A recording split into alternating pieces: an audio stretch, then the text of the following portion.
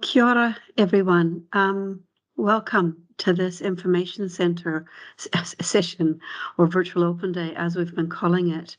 My name is Kelly DeLambert, and I'm the head of ATS training, and I really want to welcome everybody here today. I did want to first of all apologise because I do know quite a few people did try to join this session on Thursday, and our technical difficulties caused us some trouble. So I appreciate you taking the time to try to log in today, and it looks like with a lot more people on the call that we've had a lot more success with it. I'll be doing this presentation. It'll be about an hour long, and there'll be time for lots of questions at the end. So please feel free to type in questions. You'll see a Q&A option at the top, and if you type in questions, they'll come up, and you should be able to see the questions, and then I'll answer them and work through with you. If I can ask you all to please turn off your camera and mute your microphone, that would be great so that we don't get the reverberation of people's noise in the background. And also if you can hit the join audio button so you can hear. Please note that this session is being recorded, and we will send you a URL link for it to those afterwards if you have to leave early or you missed it or want to watch some of the videos and things as well again. So today's agenda is I'm going to do an introduction about Airways New Zealand and Airways International. I'm going to do a little bit of a session on what does an air traffic controller and flight service operator do. I'm then going to talk about the selection process and the training process to work through those two things. So I'll discuss them with you. So first of all, Airways New Zealand, we're what's called in the industry an ANSP, or an Air Navigation Service Provider. So we're responsible for providing all the military and civil air navigation services in our flight information region. We do that through 19 aerodromes and 2 radar control centres here within New Zealand. And not like the rest of the world, but we do provide both civil and military, as I said. We are a state-owned enterprise, so we're a fully owned subsidiary of the New Zealand government operating as a commercial business. We've been doing over 25 years of competency-based air traffic control training and more than 50 years of ATC training.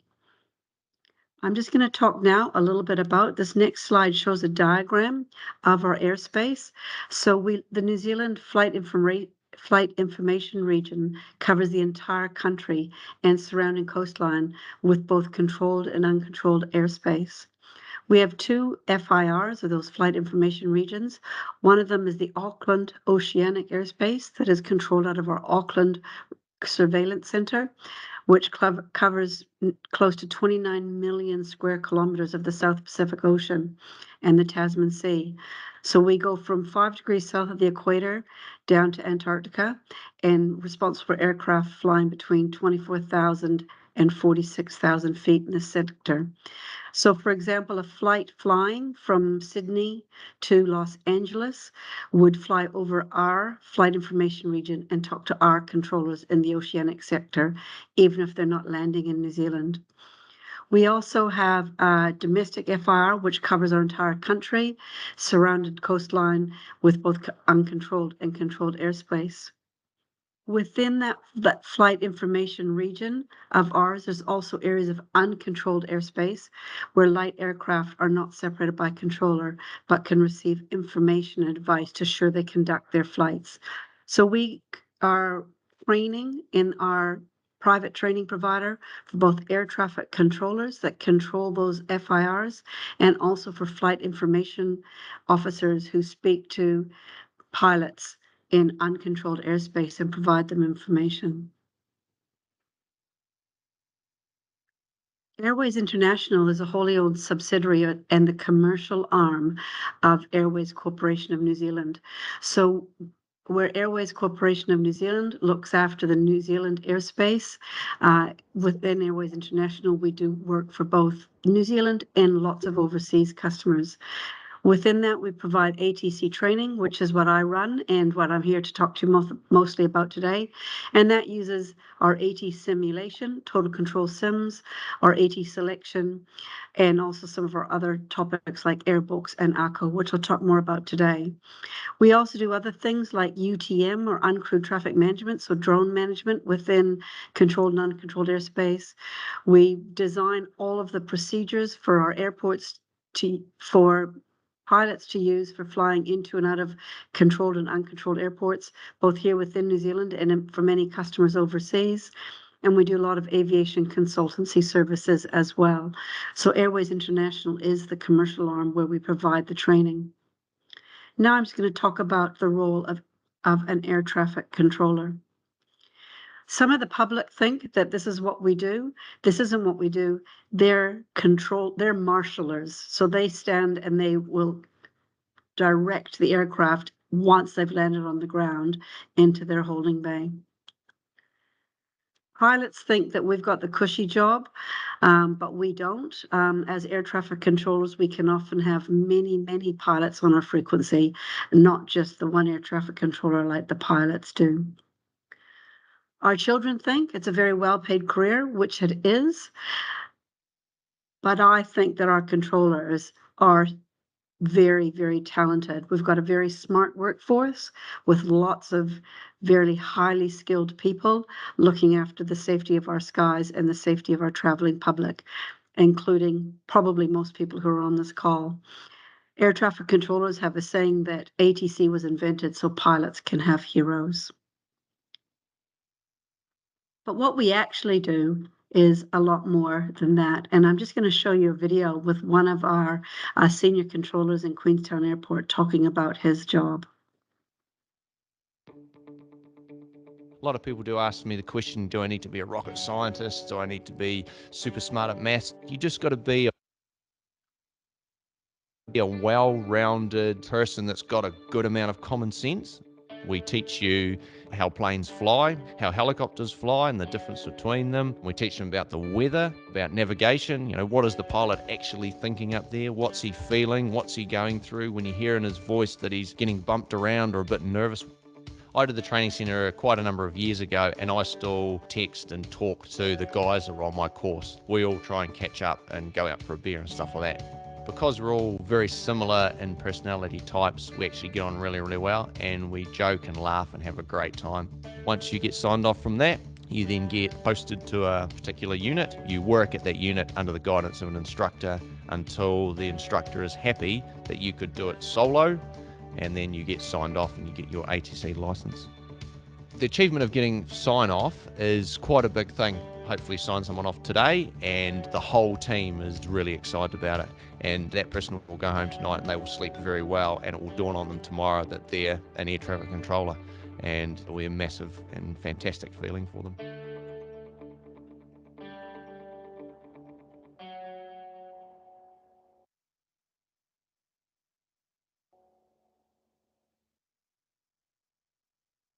What Clayton was talking about was the different types of air traffic controllers that we've got.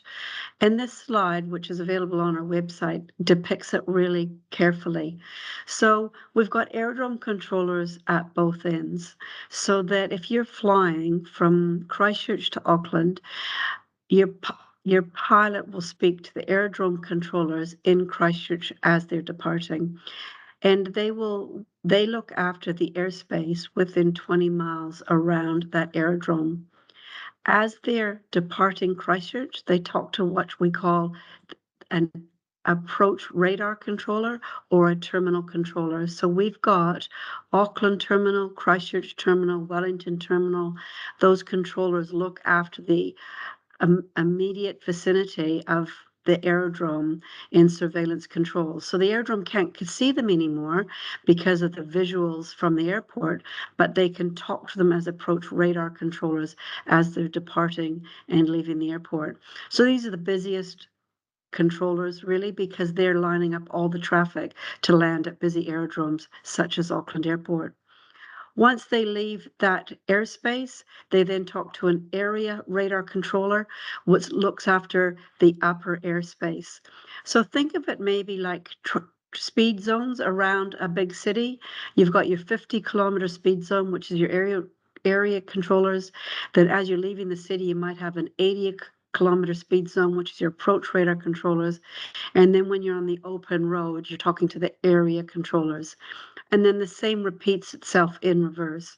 So once you've flown through the New Zealand airspace, the pilot would then talk to another approach radar controller for Auckland Tower and then passes you on to the aerodrome controller within Auckland Tower.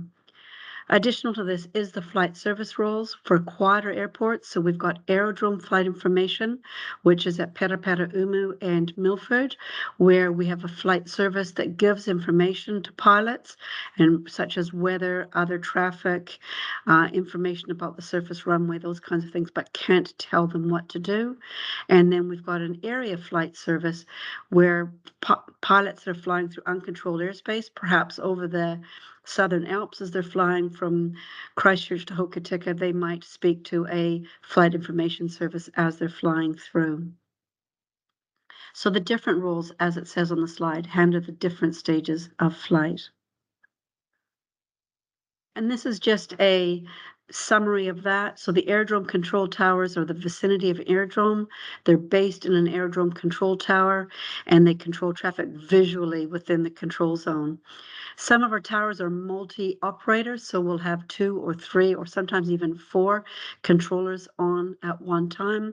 Busy aerodromes such as Auckland might have this, whereas others are quieter, so they might be solo watchtowers, Rotorua, Blenheim, which is called Woodburn, places like that they would handle all of the aircraft from arrivals, departures, while they're on the runway,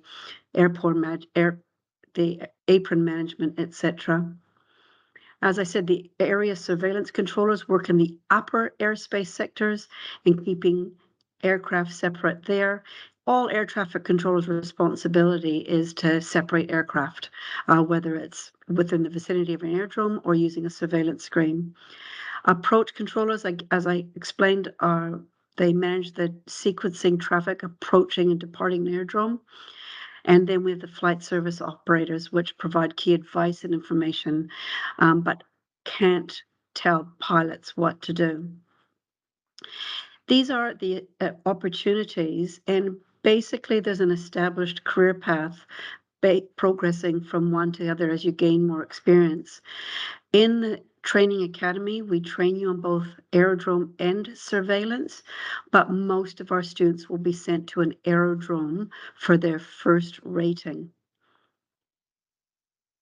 I'm now going to talk about the selection process and the training process. So the selection process, selecting the right person from the start is really important to ensure we train only those people who are likely to succeed. We think that only about 2 to 3% of the global population, based on international research, possess the competencies to become an air traffic controller. So selecting the right candidates is important because we don't want to waste your time moving to Christchurch, doing the training course, if you don't have those competencies to become an air traffic controller. So we use a product called Sure Select, which has been developed to select those competencies. And this is used by the FAA in the United States of America to select all those, Australia, New Zealand, and many other countries as well. So the first stage of that is the applying online, and we'll have a link for that later on in the presentation. Basically, it's just a simple form. Will take 3 or 4 minutes to complete, and the only objective is to confirm that the prerequisites are met. Some of those prerequisites are things like, could you get a medical based on some information? Are you eligible to work in New Zealand? Are you over 20 years old to become an air traffic controller? So it's quite simple questions just to ensure that you meet those prerequisites. Once you've met those, we send you links to 2 tests, which are the first 2 on this box, which is detailed accuracy and coded reasoning. So they're just testing your cognitive ability, that you get sent those 2 tests. It's important that you have a quiet space to work in your own time.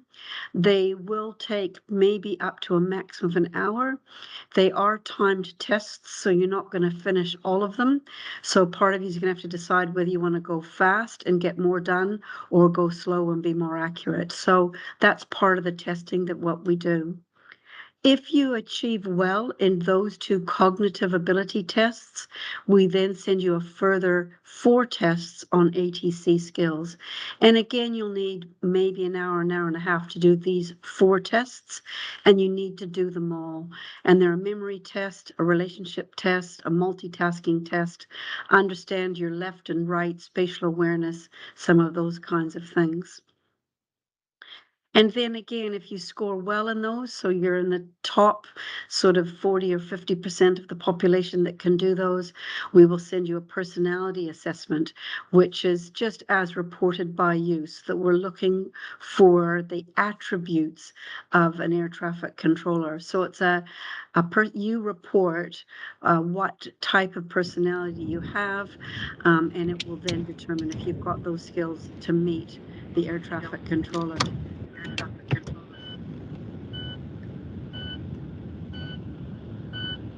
Let's get somebody to, thank you. Then once we've received all of those tests, and the finish date for completing those isn't far away, it's a week today, which is the 31st of January, then we look at everybody that's applied, and for those that meet our criteria, we will send them an invitation for a 1-day assessment center in Christchurch. That assessment center is the 25th of February, the week of, which is here in Christchurch. And at that day, we do further aptitude testing, group activities. We do an interview, test your English language skills, validate some of the results that you did in the online aptitude testing, which you did in your own time in the previous weeks. And Airways will fund the costs of those. So if you get invited to an assessment center, we will pay your travel costs and provide lunch for you on that day. From that day, we have any successful candidates, we will do a reference check.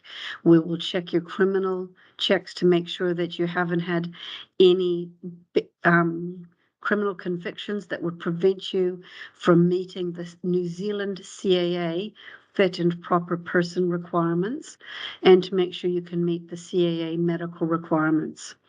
And if you pass all of that, we'll offer you a place on our next training course, which will start in April this year. And if we have more than enough people that meet that criteria, we might give you a choice to start in April or in October. If we don't get enough people through, we won't pick people to come to start the training course. So it's about meeting a criteria. It's not about being the best on that day. So you still need to meet all of our criteria that we're looking for. So then if you start our training course, as I said, in April, you'll be offered a place. And we have 2 intakes a year. At the moment, we're taking in 12 air traffic controllers and 2 flight service operators per intake. That is what is expected for this calendar year and likely into the future. Once you start your academy training, we do 4 weeks of an online course, which is self-directed at home using our e-learning platforms, where you work through as much of the course material as you can. You then need to move to Christchurch for a 6-week theoretical training course in Christchurch, which is quite intensive, but we do cover off all of the content that you've been studying online and a bit more. A few field trips, and you've got 7 exams to do in those 6 weeks. So it is quite intensive 10-week course. If you're a flight service student at that point, you will head to on-job training at either one of our aerodromes or surveillance units, and the ATC students will stay here in Christchurch and continue training for about 8 months in our simulators doing the aerodrome control and surveillance control. Once you've finished the theory training or the theory and simulator training for ATC, then you do on-job training. So at the end of the academy training phase, we do what we call a posting board, which you will then be asked to move to one of our, and it's usually a regional tower where you will start on-job training. We get a list of available units for on-job training, which might be, anywhere in New Zealand at any of our aerodromes, or occasionally it's at one of our surveillance units. And we ask you to rank which ones you want. And some of those units are because of availability of somebody to instruct you. There might be other training going on there, so some units aren't available. We try to match people with the units, and we do understand that having a placement where you're happy with, you're more likely to succeed. But during your on-job training, you work with real aircraft, but you're 100% supervised, acting on the license of the air traffic controller or the flight service operator. So essentially, you're sitting shoulder to shoulder for that 4 months while you're training. At the end of that training, whether it be for ATC or flight service, on your last day, you conduct a final proficiency assessment or an FPA. And Clayton was talking about that in the video. He had one booked for somebody that would have been training for a period of time. And that's an external examiner comes in, that's a New Zealand CAA appointed examiner that comes in and checks you out on the day, looking at all your training records and how you perform on the day. Once you've done that, you become you are an air traffic controller or a flight service operator, and you receive a license and rating from the New Zealand Civil Aviation Authority. Now I'm going to show you a couple of videos where you can get a tour of our training academy here in Christchurch and hear from our current students' experience with their training.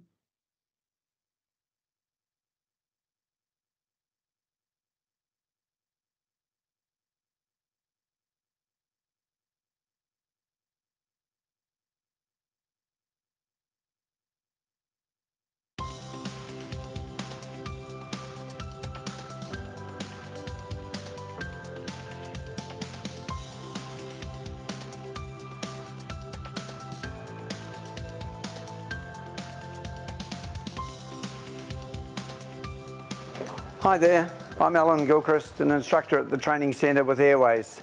I've been asked today to show you through our facilities and have a look at our training centre. So if you're interested, still come with me.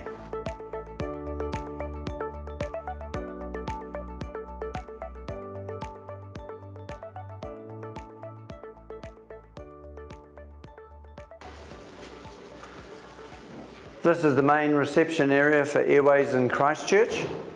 And over here on this screen, you can see depicted at the moment is the traffic airborne over New Zealand being controlled by our controllers and traffic across the Tasman.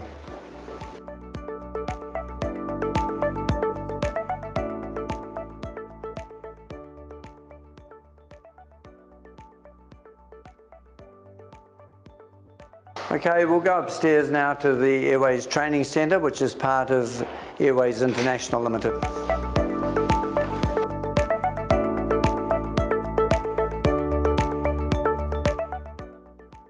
Now, this is the entrance to the Airways Training Centre.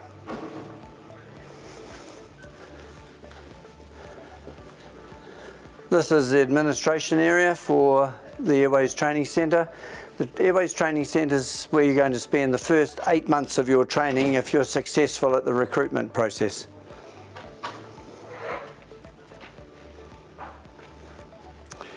We'll now go down and have a look at one of the classrooms that's being used currently by a group of students.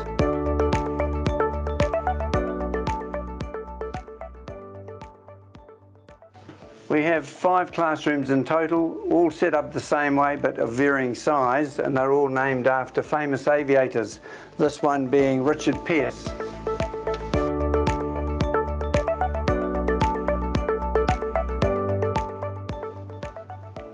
The students that normally occupy this room are currently doing radar simulator exercises, which we'll have a look at in a minute, but this is the classroom they're occupying.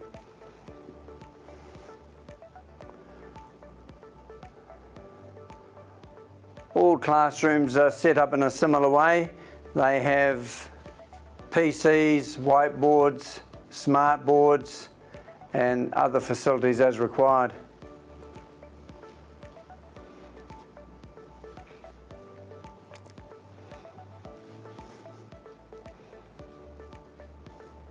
We'll go down now to the radar simulator where these students are actually running exercises as we speak.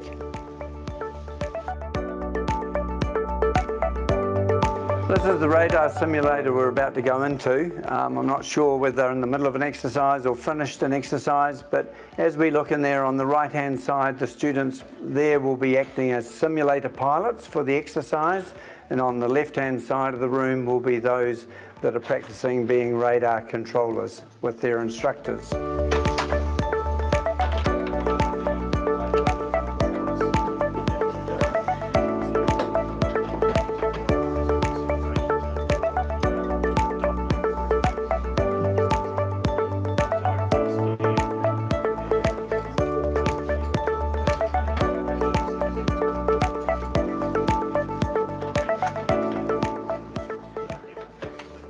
Right, we'll go down and have a look at their crew room.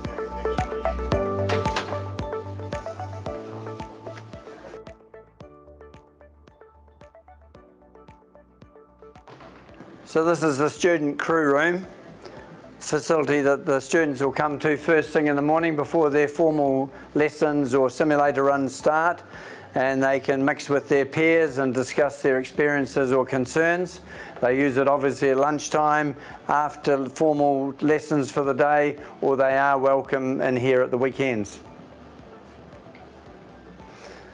Okay, we'll now go to our other building and have a look at our aerodrome simulator.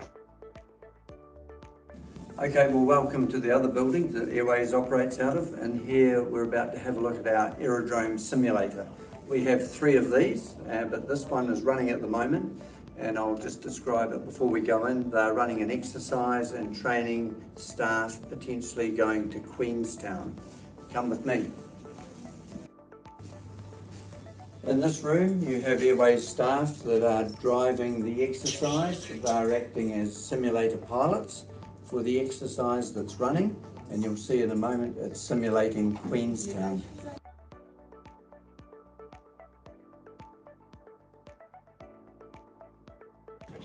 Right in this area, it represents the control tower.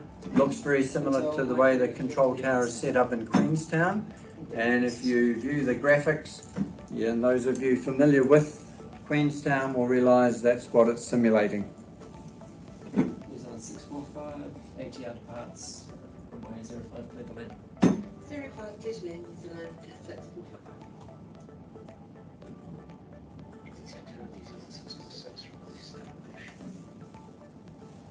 New Zealand 646 and push approved. Time now.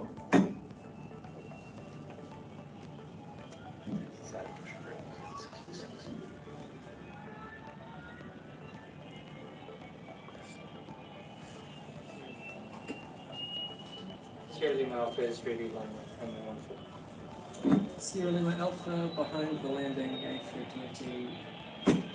Hold position. Just round to your left there, we have an A320 arriving into Queenstown.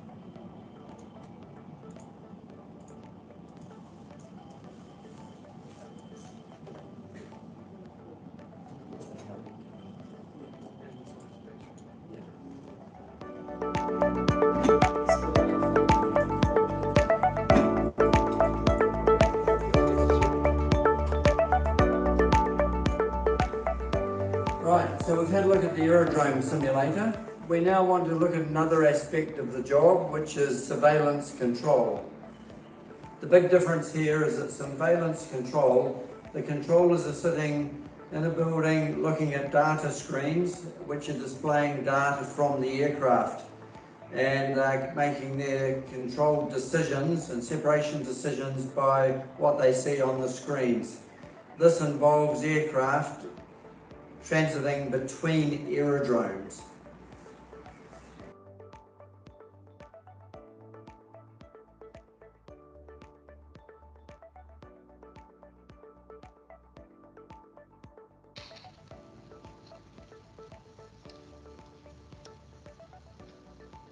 Zulu Romeo, Christchurch Tilbury, 8000 pilot, BFR, Manual 2, QNH1012.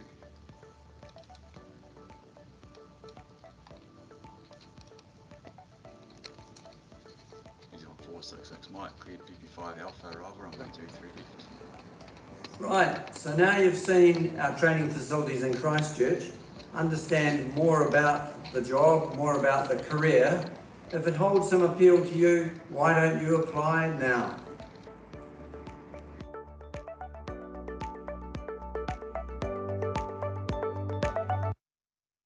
Hi, I'm Ashley and I am a student on the 2023 April intake for the ATC training program.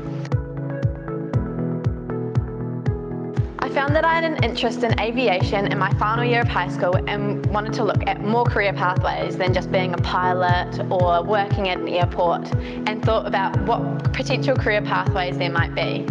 After having a look online, I saw an advertisement for Airways, and after a bit more research, I had a look into their application process.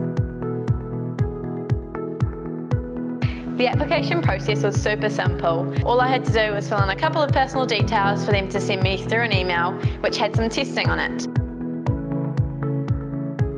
I've heard that there's a bit of testing to do, and it got me a bit worried at first, but after going through a couple of stages, I was accepted to the assessment day. The online tests examined several ATC competencies, from cognitive to behavioural to personality. The assessment centre was a whole day here down at the Christchurch Training Centre, where we looked at realistic situations that an air traffic controller is faced with, along with teamwork and individual assessments. Everyone was super welcoming, and it made me really excited for the potential of a career with Airways. Not long after the assessment centre, I got an offer for the April intake. After making the move to Christchurch, I got straight into the first part of the course. Whilst it was a lot of bookwork, it was very interesting to grow my knowledge in the aviation industry. We were supplied with Airways airbooks, which had all the information we needed to know to grow our knowledge about the aviation industry, from general aircraft knowledge to meteorology. There was so much to take in, it was so exciting.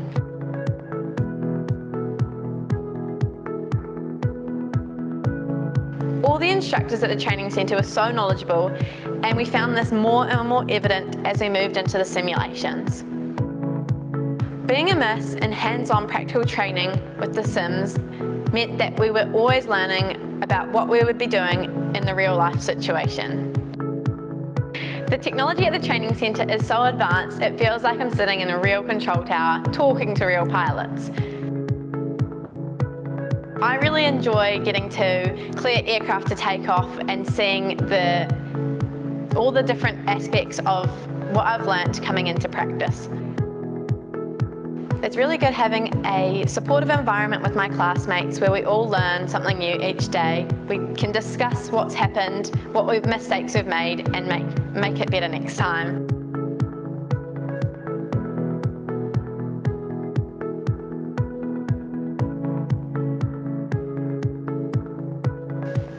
This is Airways' new radar centre. Here they control all of the upper airspace around New Zealand. It's a great career progression and a goal for us all to aim towards. I'm really looking forward to my on-job training out in the field and becoming a qualified air traffic controller. I can't wait to get out into the field. ATC is a very exciting career with various opportunities.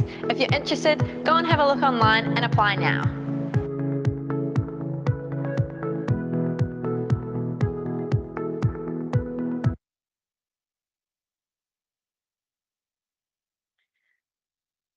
Yeah, so that was Ashley, one of our current students who's just started on-job training in January and will likely be a rated controller by about May this year. So looking forward to following her progress. And that's the link, airwaysinternational.com/ATC apply now. And I'm just going to go through some of the steps that you need to do that. So first of all, you do need to accept all cookies on the site. So please make sure you do say accept all, because that will allow you to complete the form that's there. Then you'll follow the link to training. And then ATC training for New Zealand students will come up. And then you will follow it'll take you to a screen, and at the bottom of that screen, you'll see the Apply Now button. And there's some of the questions that you agree to and understanding the training program. And then once you say accept to that, it will take you through to the form to fill in, and then we'll get your information to send you the tests. Just a little bit to reiterate a little bit about the training pathways. I have talked about this already, but just to put it into a graphic to explain it more. All students do that 051 induction course, which is the 10-week course, 4 weeks from anywhere you want, and then 6 weeks based here in Christchurch.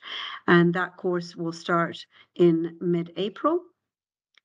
Then for our ATC pathway, the students will stay in the training centre here in Christchurch, and they do our KO course names, which we call KO 052, which is the International Civil Aviation Organization. So they're international courses. 052 is aerodrome control, 053 is procedural control, and 054 is surveillance control. And then you will start your on-job training. About 95% of our students go to an aerodrome, and a few students occasionally might go to a surveillance unit if there is vacancies there. For our flight service students, they go straight to area flight service in Christchurch at the Area Flight Centre, or in Auckland at the Oceanic Centre, or they go to aerodrome flight service either at Perapera Umu or Milford Sound. The on-job training for everybody is around 4 to 8 months, and that can vary significantly depending on lots of things, including the traffic at the location you're at. So for some aerodromes, they get quite quiet over Christmas. Others get quite busy. For some students, they might have breaks. Some of our towers are both an aerodrome and an approach unit, so you do 2 ratings, and that can take longer as well. So there's a lot of factors that come into it, including the student's ability and traffic and what kinds of aircraft you're looking after. All of our qualifications are approved by the New Zealand Qualifications Authority, and we're regularly audited by NZQA. By being NZQA approved, if you haven't studied at tertiary level before in New Zealand, you may be eligible for study link support, including student loans, allowances, and up to $12,000 towards your first year as fees free as part of current government policy. Fees for the program for an air traffic controller are $14,000 for the 051, 052, 053, 054, and $7,000 for on-job training. And for the flight service student are $3,000 for 051, and then $7,000, so $10,000 in total. And these are the qualification pathways. So the theory stuff that I said, that ICAO 051 licensing subjects, makes you eligible for a level 7 qualification called the New Zealand Certificate in Air Traffic Services. That's 60 credits. Once you do your SIM courses, you get a level 6 diploma, which is in aerodrome control and approach control procedural, which is 120 credits. And then you would move to on-job training, which is another 120 credit level 7 New Zealand diploma. For our flight service students, they do the level 5 certificate, and then they do the New Zealand diploma in air traffic services, which is a total of 140 credits. So that concludes the presentation. I'm now going to start working through the questions that I've been posted. Please feel free to keep them coming, and I'll answer them as best as I can, and encourage you to keep asking them. The first question is, while OJT, is it totally unpaid, or can we get some pay? The on-job training part of the course is unpaid, so you're still a student and you're eligible for student loans and allowances through StudyLink if you're eligible. However, we do provide you with a scholarship payment we give you $240 a week for all students on-job training to support them in their field training, so that yes, you get posted and you might be working in towers such as Queenstown or Gisborne or Palmerston North, and you get the $240 a week from us, paid fortnightly, and then whatever support you can get from the New Zealand government. The second question was, when do we find out if we've been accepted into the assessment date for the April intake?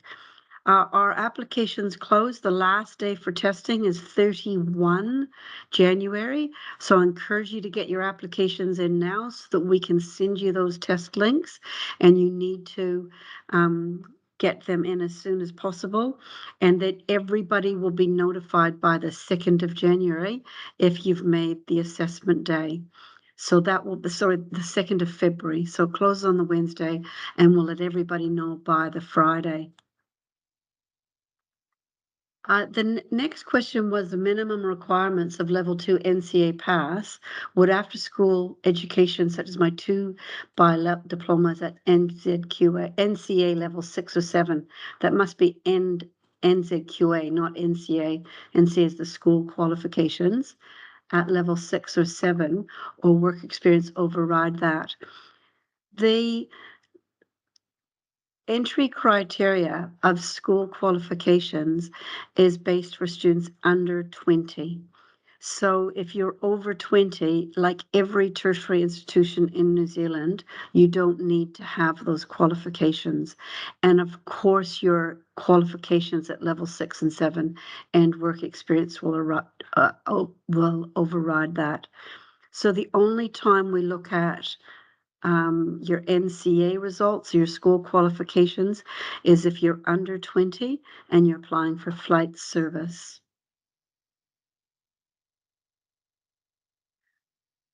Somebody has asked you, if you aren't old enough but have all the tests done, do you still need to attend the testing day, or you wait till you're 20 and then attend the assessment day? The 20 rule at the moment is because you need to be 21 in New Zealand to get an ATC license.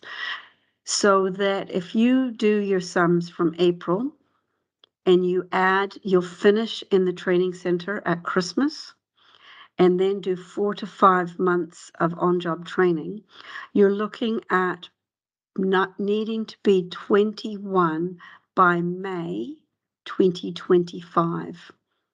If you're not going to be by May 2025, my suggestion is you wait till an assessment center where you will be, because we're really keen to get the full cohort of 12 students into the next training course. There is a shortage of air traffic controllers, and so we don't want to bring people into training courses that can't get licenses. So work back on those dates, and you should be 21 by the time you rate or get your initial license, which is after all of your theory training, your sim training, and your on-job training. For flight service, there's only an 18-year-old age limit, so that you could consider coming to an assessment center. If you get through, you could do a flight service role and work at that, and then reapply for the next ATC intake.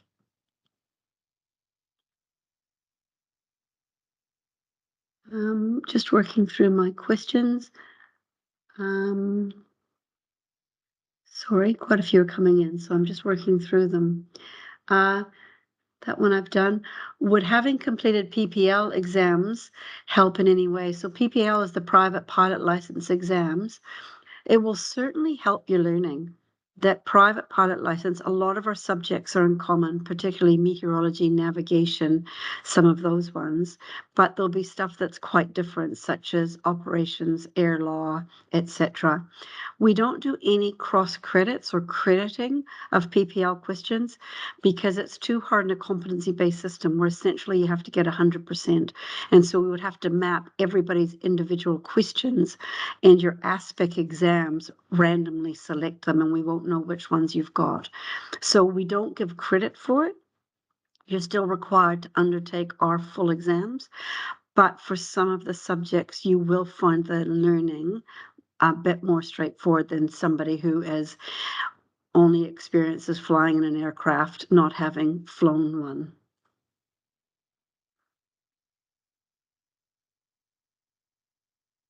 The next question is, once you're a certified or qualified air traffic controller, how do you find a permanent placement in New Zealand? Most of our controllers, once they've passed their initial course and their initial rating and have a license from the New Zealand CAA, will be offered a role at the tower that they've trained in, or they'll be offered a role at another tower that they might have a vacancy in. Other than through COVID, almost all of our students are able to secure employment soon after their rating. You will be required to undertake a drug and alcohol test, as all new employees to Airway do, whether you're coming in as an accountant or marketing person or anybody. So you will need to pass a drug and alcohol test, and you will need to meet our fit and meeting our Airways values. So you're a good person that hasn't had any difficulties throughout your training. But I can only think of a handful of people that that hasn't worked for, and sometimes those through COVID, their employment offers didn't come until we were recruiting. So they finished their qualifications and then might have come back 3 or 6 months later. But the jobs are usually offered to you within hours of passing your final performance assessment. My next question is, if we need to move the training or the placements, do we need to find our accommodation, or does Airways have accommodation in-house or links with people who provide it for students? We don't provide any accommodation. It's moving for a training course, so unfortunately we don't. Occasionally we can put out an ad within our Airways community. We must have 400 or 500 people that work for Airways in Christchurch, and people are willing to accept a flatmate or a boarder and accept that. But other than that, we just send people links to things like Trade Me, etc. for flatmates wanted ads. So no, we don't provide any support for you to move here for your training course other than advertising within our family.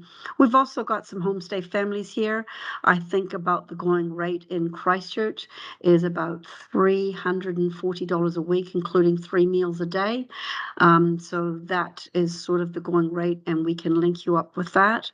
Or there might be people that you just rent a room off them, and you provide your own food. So that's kind of the going rate for accommodation.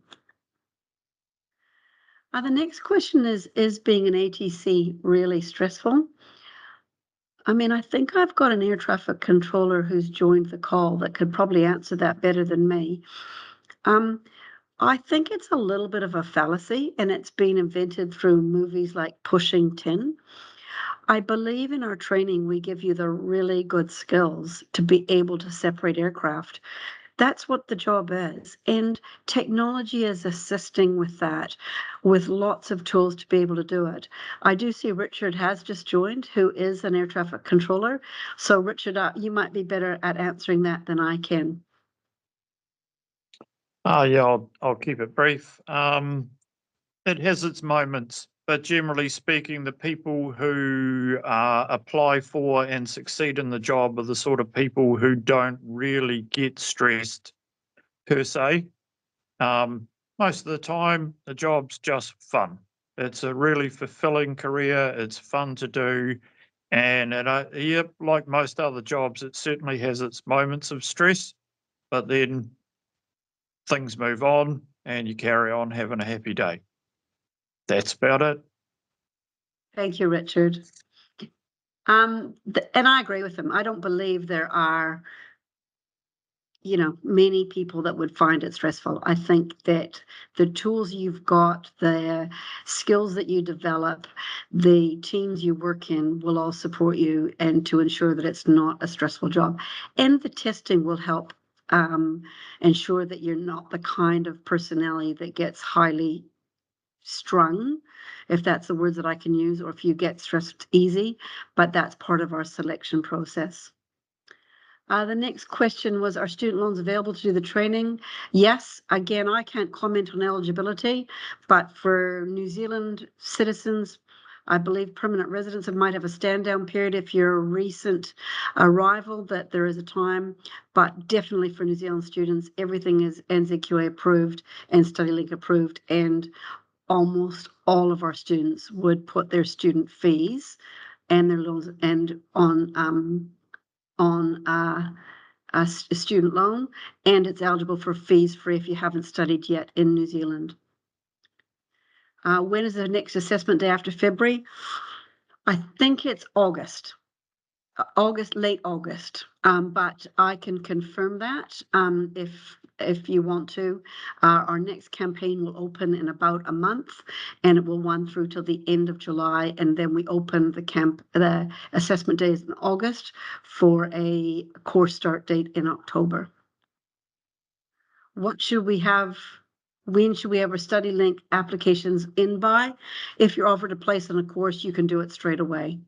So that, I think because of our April start date and our November start date, it's not as busy as because most of the tertiary sector in New Zealand starts in February and in March. So it's really busy with the universities and polytechnics at the moment, but by the time our offers come out, which is probably in March, you should be quite easy able to get your applications done by with StudyLink. Next question is any prior knowledge of aviation required before training? No, it isn't. This is called ab initio, is a Latin word which means from the beginning, and we provide all of that training for you. I would just say a good study ethic, the ability to put the time and effort into it. It is an intensive training course, and if you have no aviation experience, you will have a little bit more required of you, but no, there's no prior knowledge of aviation before required. It's not part of our selection criteria. It's more finding the people with the right aptitudes and skills, and we give you all the knowledge as part of your training course. Do you have to be 20 before you apply? I think I've already answered that one. If I haven't, it's 21 by the time you rate. So do your sums backwards. 9 months in the training center starting April, finished at Christmas, add on your on-job training, which will start mid-January, 4 months usually minimum, then be 21 by, as I'm saying, May 2025. Do we have to have a medical completed prior to the assessment? No. Definitely don't. A medical will cost you about $1,000, and you only need to have it prior to your first FMIL, which is usually about 5 months into your training. We do recommend that people do it early, because sometimes, unfortunately, they throw up issues that people aren't aware of, things like color blindness.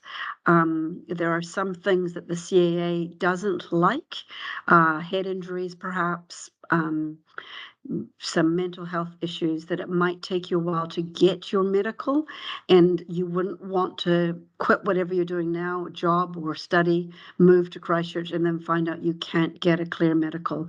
So my suggestion is that once you've been through the assessment centre and you've been accepted for the April intake, then you start planning your medical, and we put all the information about doing that into your offer, and we give you instructions on how to do it and where medical offices are. Next question is, Airwise training recognized by overseas air navigation service providers? Can someone successfully apply for a job overseas if they've been trained and worked with Airways in New Zealand? The answer to that is yes. You get an ICAO Civil Aviation Organization license. So we're a ICAO body at New Zealand, and our licenses are recognized. Having said that, it is never a guarantee because every receiving country wants to have their own selection criteria. So, for example, if you just do a training program and apply overseas, I believe you're unlikely to be successful because they want people with a little bit of experience. If you're applying to go to, Sydney International Airport, they probably want experience in a busy aerodrome as well. So same way we accept people from overseas that come and fill some of our jobs, and they then and we do what we call a conversion course for them.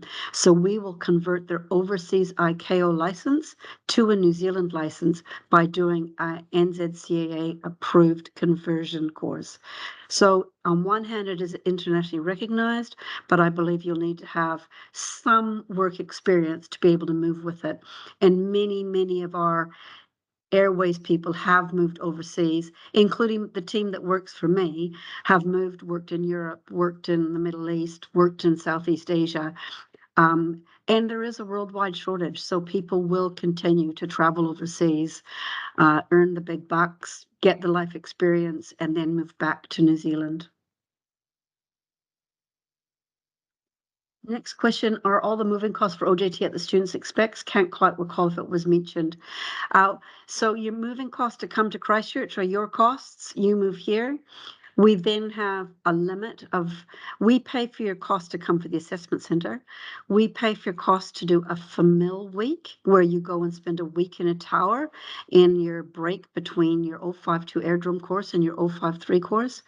And we pay your costs to move to your on-job training on a actual and reasonable basis. And I mean reasonable. We're not going to pay to shift an entire family and take 4 days to travel up there in a moving van of thousands and thousands of dollars, but we will pay actual and reasonable costs for you to shift. So, and for 95% of our students, it meets most of their needs. So a ferry crossing, car, meals along the way, petrol in their car, that kind of stuff, we cover the costs for. I'm out of the country for the assessment date in February. I'm able to come to the start of March when I am back, if successful. Unfortunately, you need to be here for an assessment centre date because it's a group thing, and we bring in 8 air traffic controllers that come in and assess your competencies as part of a group. That if you can't make that assessment centre, I suggest if you're invited to one, you politely decline and ask if you can come to the February one. So sorry, the August one. So those dates, I did give it you incorrectly before.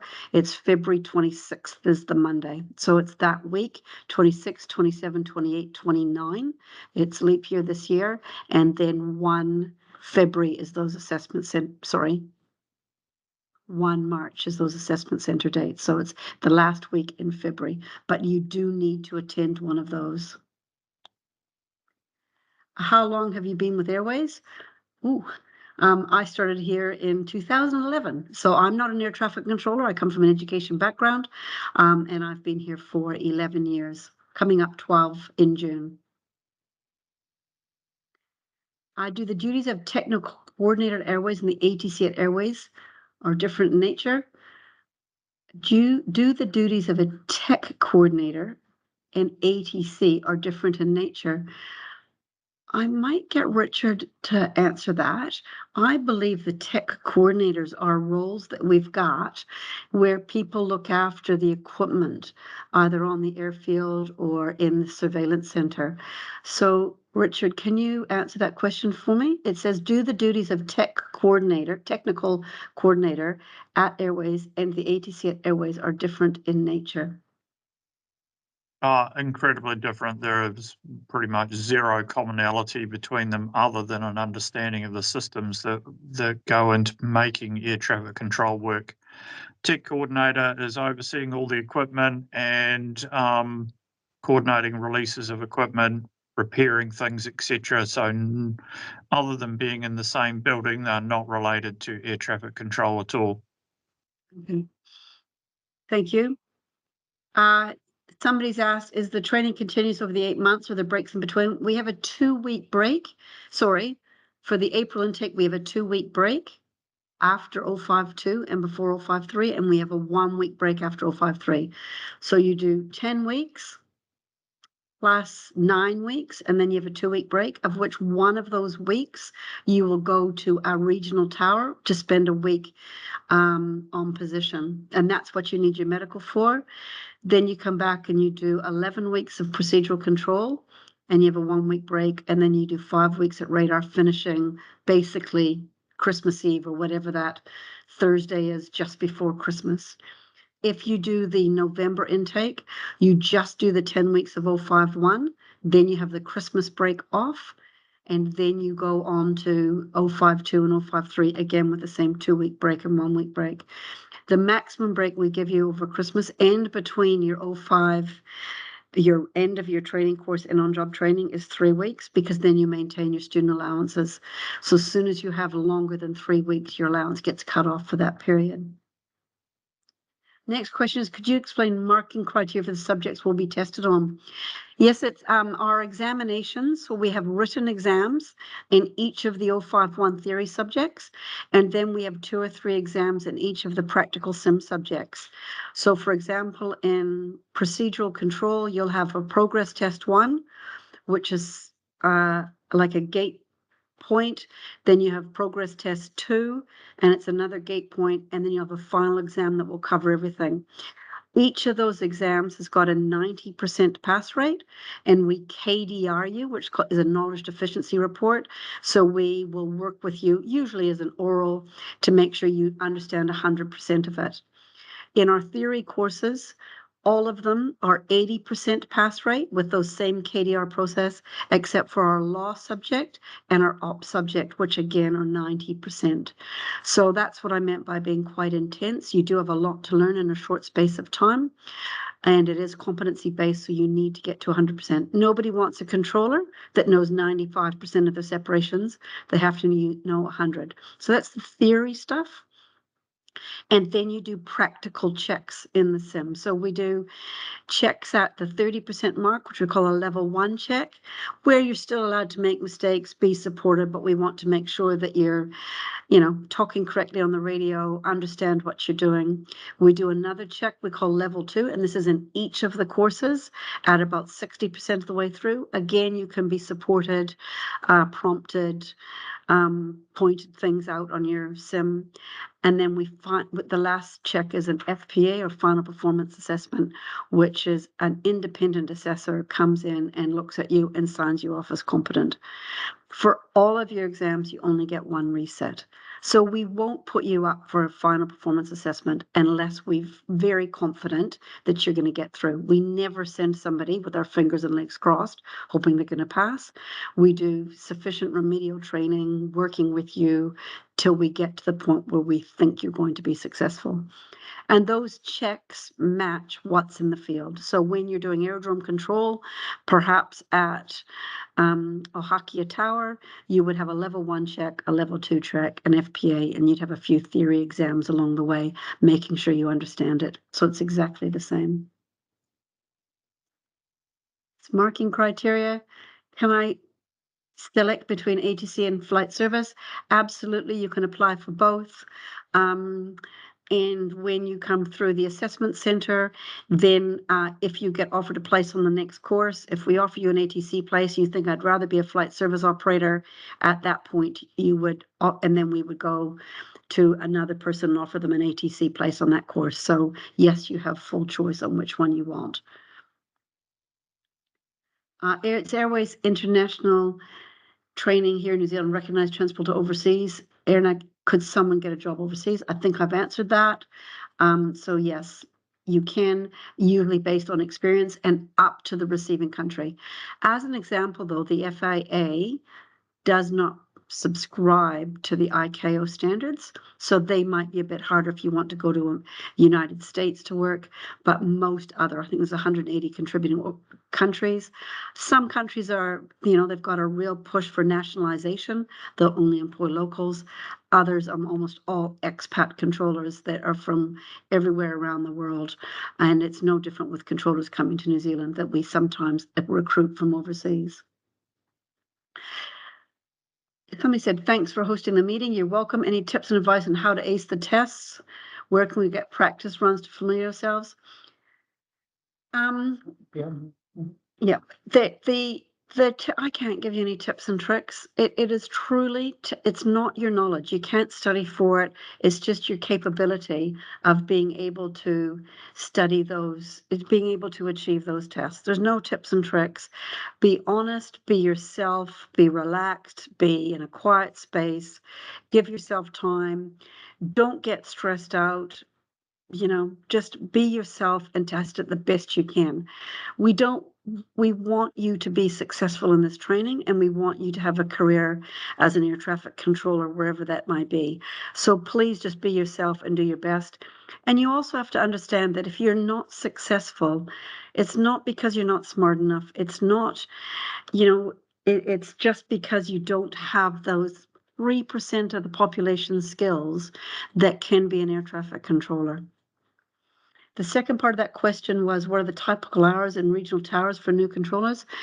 I believe that most regional towers run 2 shifts, so an early start, mid-afternoon finish, or a mid-afternoon start and a late finish.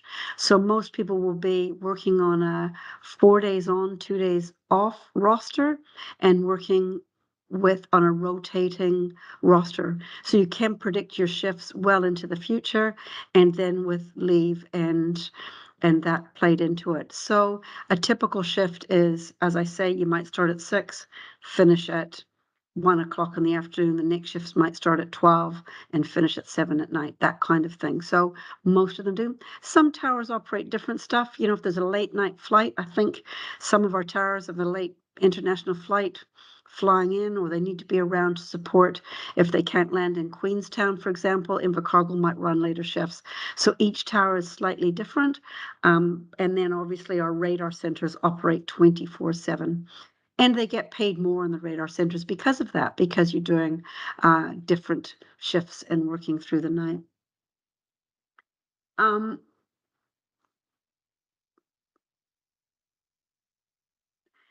Considering the substantial cost and likelihood of relocation, can you provide a copy of the CEA or REM range for new controllers and salary progression so we can make an informed decision? Again, I will ask Richard to join in on this. An airdrome controller starting salary, I think, is about $110,000. And that goes up every year as per a collective agreement. So you get an annual increase on the anniversary of your start date, and that's for 10 years. And then you progress with inflationary adjustments that are negotiated each year with the contract. There's also a generous leave provisions within the contract. I can't provide a copy of that because that's an internal document. Our FAQs on our website provide further information, but I believe that a radar controller with 10 years experience is probably on about $180,000 a year. But if Richard thinks it's any different from that, he can jump in. But that's kind of the information that we've got. So starting salary, annual increases. And then there's also the towers and the radar centers are banded. So for instance, an aerodrome tower is a band A.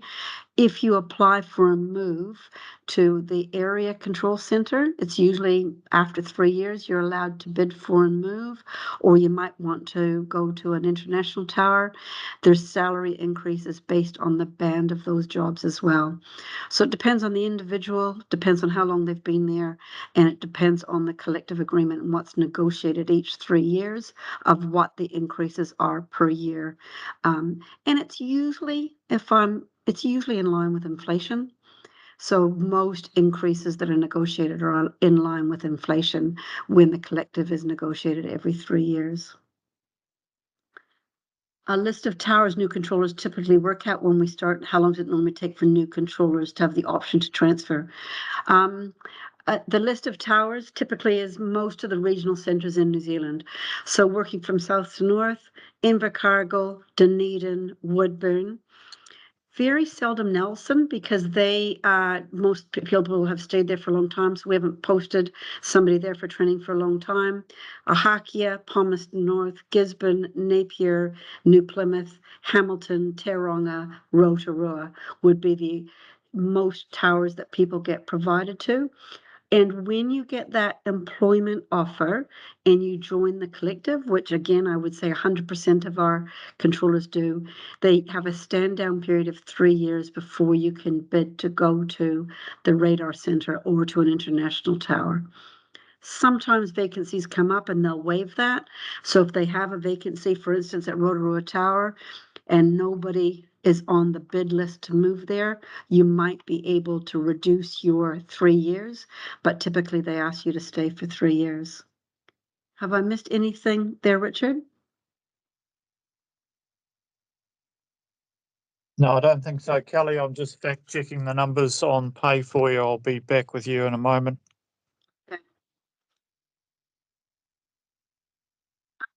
The last question, I think, oh no, I've got a few more, sorry. Can you apply now for the October intake? And if you're not selected the first time, can you reapply? Yes, you can do all the testing now. By all means, do the testing.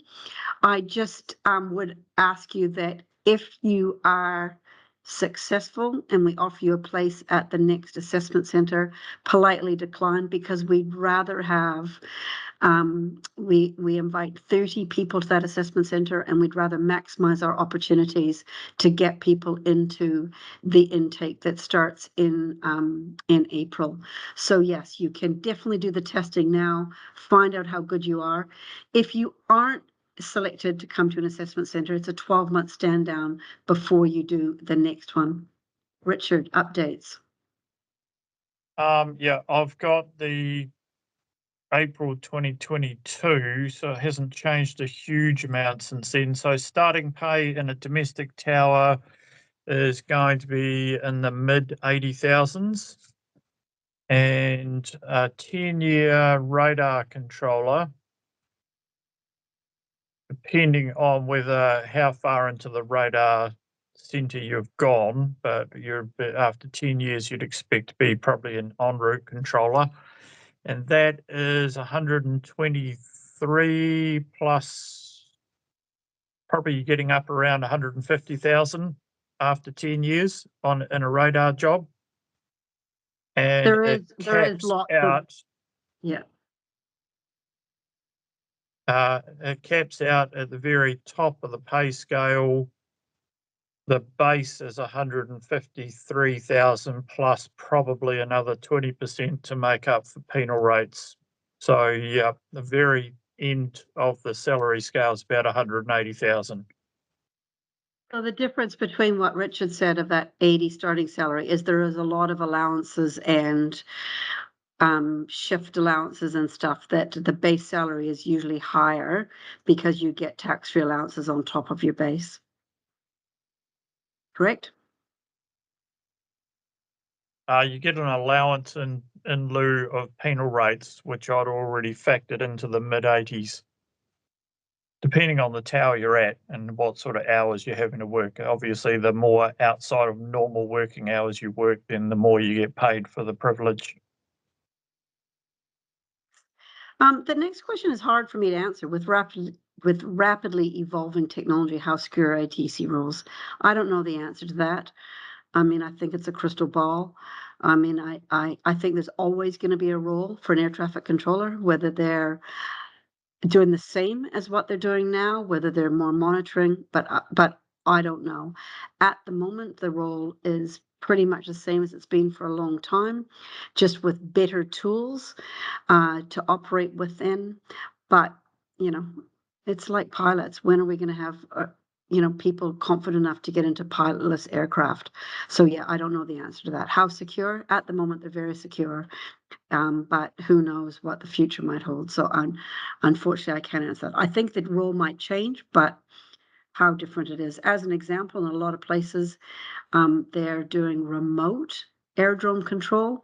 So you're looking at, like our sim pictures, controlling aircraft from a central location as opposed to being regionally based. But whether that happens or not, who knows? So I'm struggling to answer that one. Great question. but my crystal ball hasn't really given me an answer. Given there's a shortage of controllers, Airways considering the removal of course fees and they're paying a training salary until students are certified. At the moment, no. There isn't a shortage because we get far more apply than we can take. The shortage is the training places. So, I mean, we will have 700 or 800 people apply for this current intake. So there's not a shortage of people applying. It's a worldwide shortage of people being placed, and we're getting enough people apply. So the answer to that at the moment is no. How is the work-life balance of an air traffic controller, please, Richard?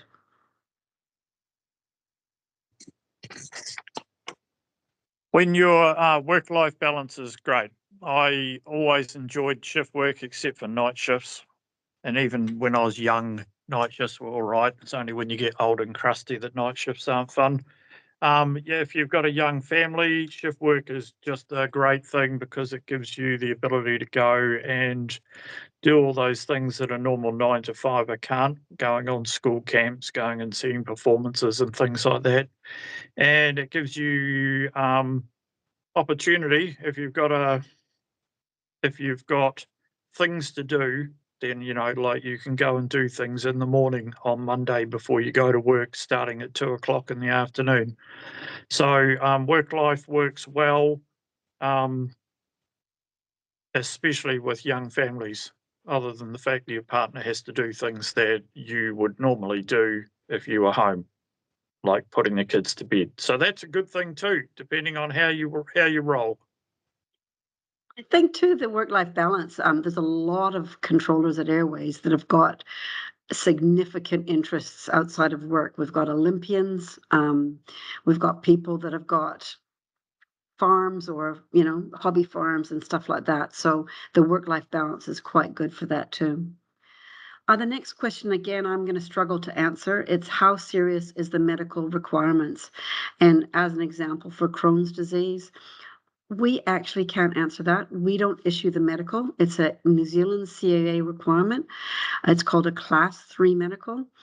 And I suggest you contact the New Zealand CAA and ask them direct, because they can often issue a conditional medical, for example, that you have to work with somebody else at all times, but that's not really useful for us because a lot of our regional towers are solar watch.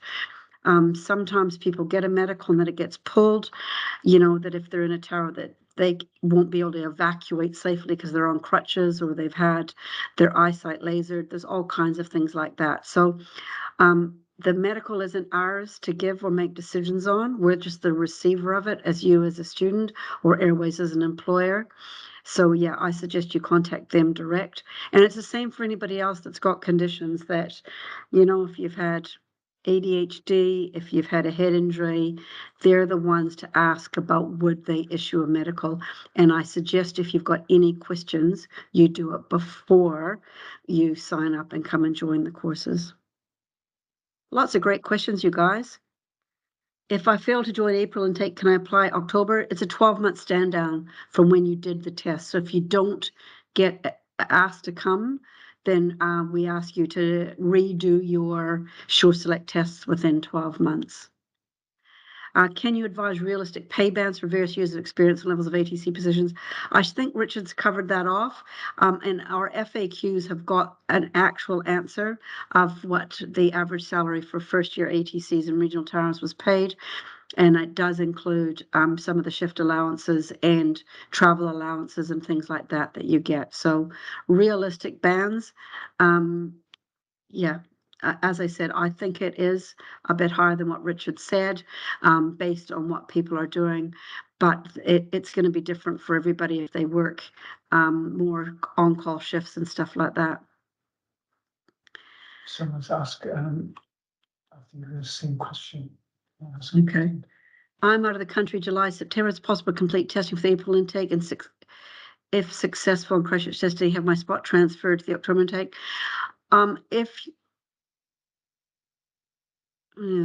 Let me think about that one. As I said,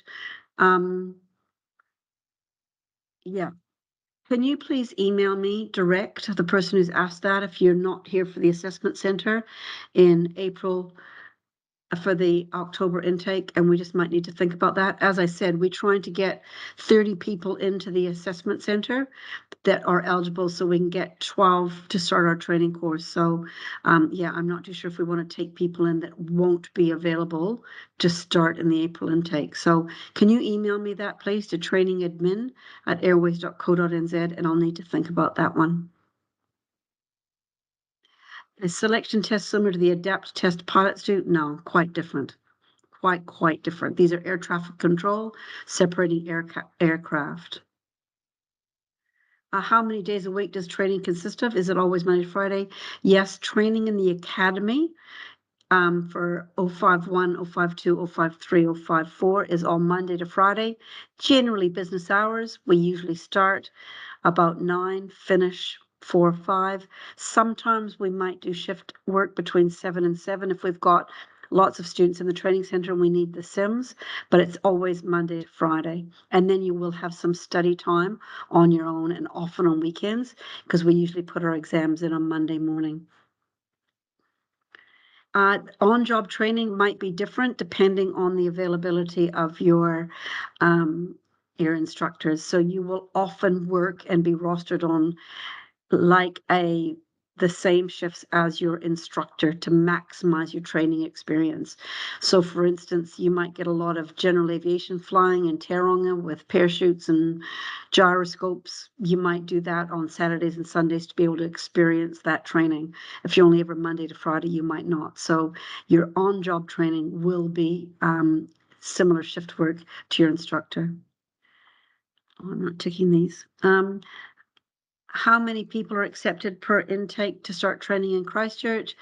We do 12 plus 2 per intake, so 24 ATCs and 2 flight service per intake, 24 plus 4, and that can vary depending on capability during an assessment center. We've had some cohorts that have started with 10 because we didn't get 12 people out of the assessment center.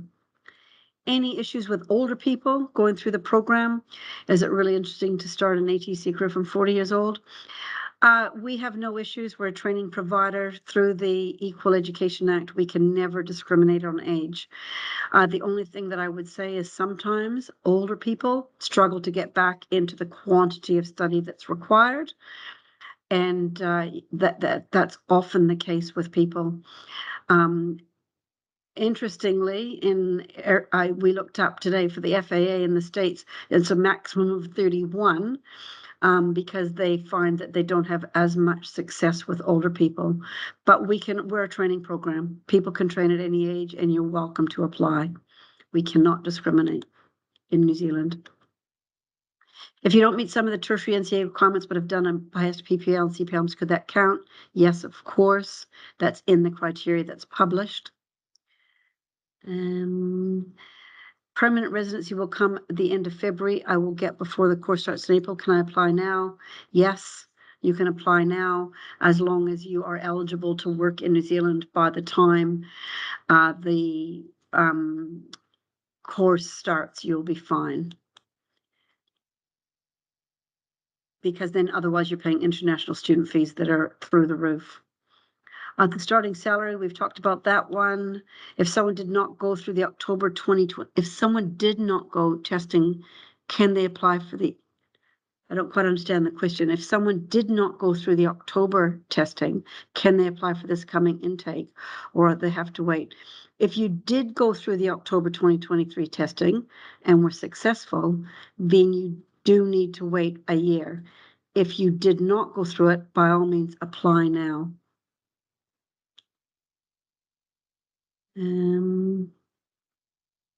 Is that all?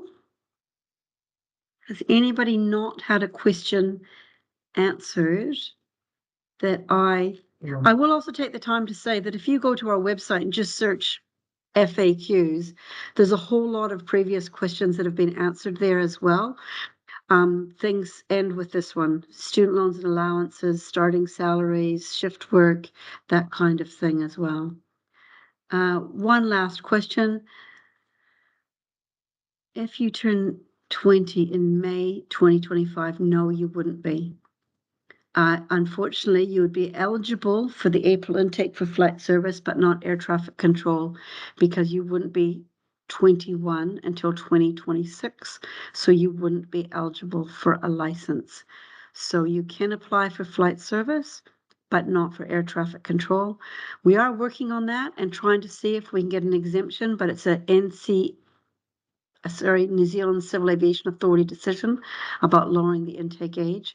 But at the moment, it's still 21 to get a license in New Zealand. So really, most of our students should be 20 when they start as a bare minimum.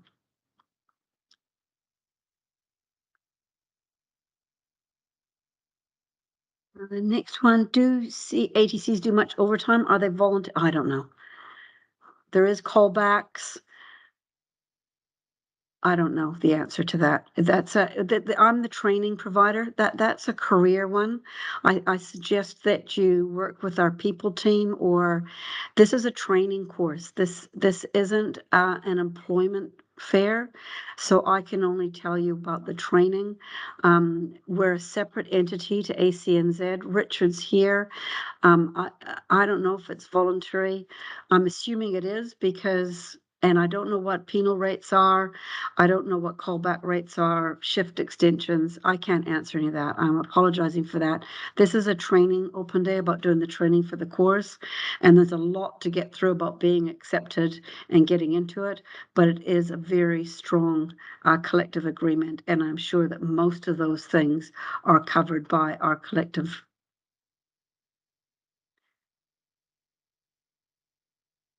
The last one here, if you complete the training, what are the chances of getting a job if you're an older trainee? Exactly the same as the younger. It's equal.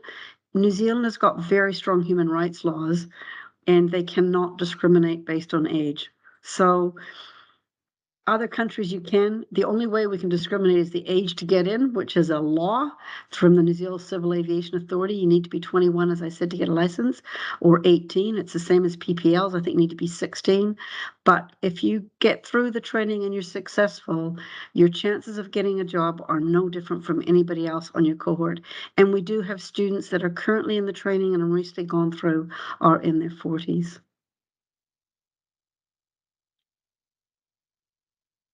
You enjoy about the role that you would share to encourage someone looking to join the industry? I'll let you answer that, Richard.